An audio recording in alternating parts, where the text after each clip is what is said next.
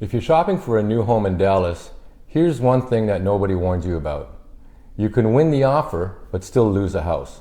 Not because you did anything wrong, because of one word, and that word is appraisal. The seller asks, what will somebody pay? The lender asks, what can I justify with comps? The difference is the appraisal gap. And that gap is where deals get renegotiated. Buyers get stressed, sellers get surprised. My name is Meras, and I'm joined by my business partner Kyle Kreick, and together we are the co-founders of Paragon Realty Advisors located in Uptown Dallas. Thanks, Mark. Appraisal gaps are one of the most misunderstood parts of real estate in Texas. So in this episode, we're going to make it simple. We'll cover three things. First, why appraisals come in low. Second, the four options you have when it happens. And third, how to structure your offer up front so you can win without donating money to the deal. If you're a buyer, this can save you thousands. If you're a seller, this will help you choose the safest offer, not just the highest number. Here's the one concept to lock in before we go deeper. An appraisal gap is not a problem. It's a risk allocation decision. Somebody is going to carry the risk that the appraisal comes in low. It'll be the buyer or the seller, or the deal gets restructured through terms.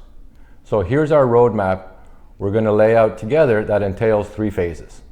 1, why appraisals miss. 2, what to do when they do. And 3, how to set terms so you can win and stay protected. Let's start with the big question. Why do appraisals come in low? An appraisal is based on closed sales, not the story you tell in negotiation. So if the market is shifting, appraisals can lag behind reality, especially when comps reflect the last 30 to 90 days, not what's happening today. Here are the most common reasons. Number 1, comps lag reality. A recent closed sale often went under contract weeks or even months ago, so that price reflects the market conditions back then. Number 2, not enough clean comparable sales exist.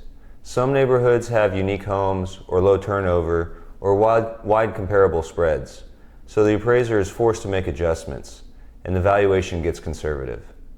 Number 3, upgrades don't translate one-to-one. Buyers will pay premiums for design kitchens, landscaping, and move-in ready. Appraisals pay for what can be justified in the comp grid. And number 4, concessions and incentives. If a deal has a big seller-paid concession, the appraiser may look closely at net. Not always, but it can influence the analysis. And here's the key sentence. A low appraisal doesn't mean the buyer overpaid. It means the lender needs a defensible position. So what happens next? You need a plan, and there are really 4 paths. Thanks, Kyle. When appraisals come in low, you have a menu, and almost everything is a version of these 4 options. Path 1 is to dispute or do a rebuttal. You check for errors like wrong square footage, wrong condition, bad comps, missing comps, incorrect adjustments. This can work sometimes, but don't treat it like a miracle. Path 2 is to renegotiate the price. The seller reduces the price to the appraised value or somewhere closer. This happens most when the seller wants certainty and doesn't have strong backup offers. Path 3 is to restructure the terms. This is the smart kind of creative. Sometimes you can shift concessions and structure to solve the buyer's financing problem without destroying seller net. It depends on lender constraints and buyer cash positions.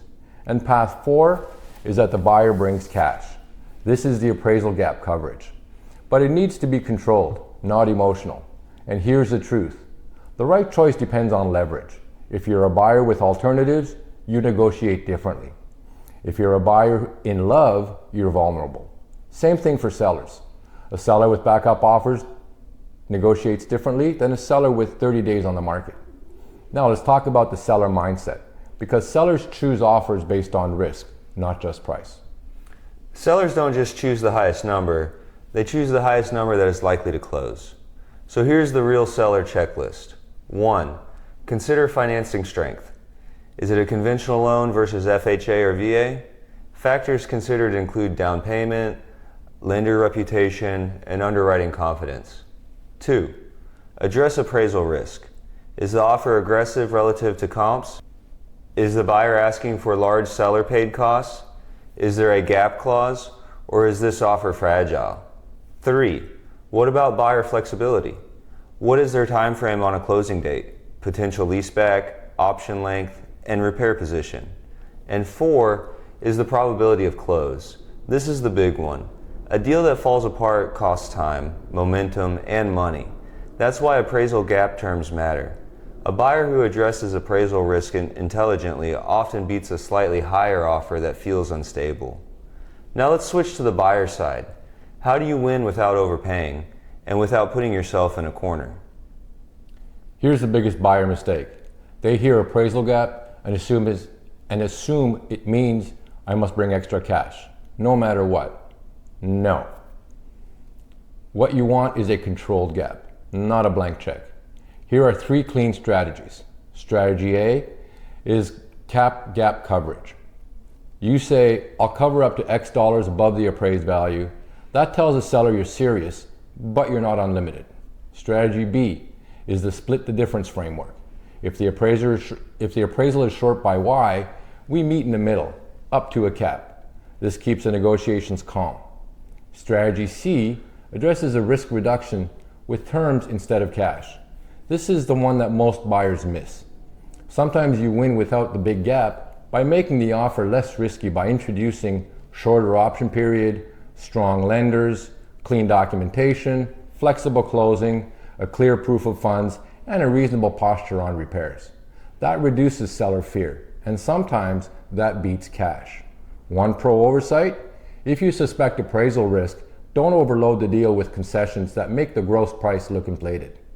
You want the contract to be defensible. Now the big question: when is the covering the gap actually worth it? That's where we use a decision framework.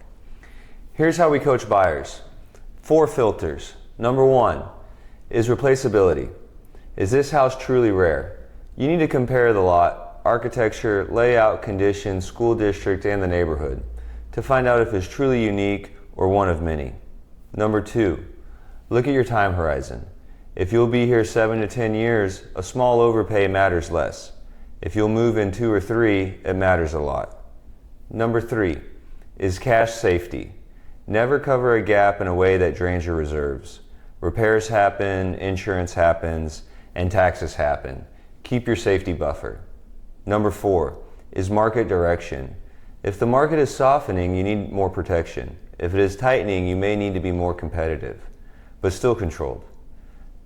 The disciplined move is this: decide your maximum risk before you fall in love with the house.